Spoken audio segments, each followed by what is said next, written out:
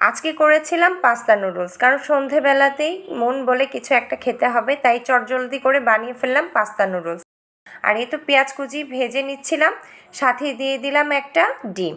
আর এই ডিমটাকে এবার ভালো করে ঝুরি ঝুরি করে নিব। এরপরে কেটে রাখা গাজর কুচি, টমেটো আর ক্যাপসিকাম কুচি দিয়ে দিলাম। এরপর এটাকে ভালো করে একটু ভাজা ভাজা করে নিব, যাতে সব কিছু একদম ভালো করে সিদ্ধ হয়ে যায়। এই তো কিছুক্ষণ নাড়াচাড়া করার পর এবার দিয়ে দিলাম লবণ পরিমাণ মতো। আর এরপরে দিয়ে দিব ম্যাগি নুডলসের 2টা প্যাকেট মশলা।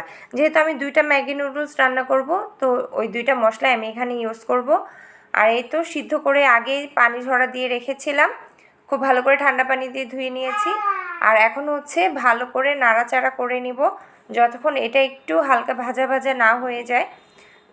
বাস ভাজা ভাজা হয়ে গেলে গরম গরম পরিবেশন করতে পারবেন সসের সাথে মজাদার পাস্তা নুডলস।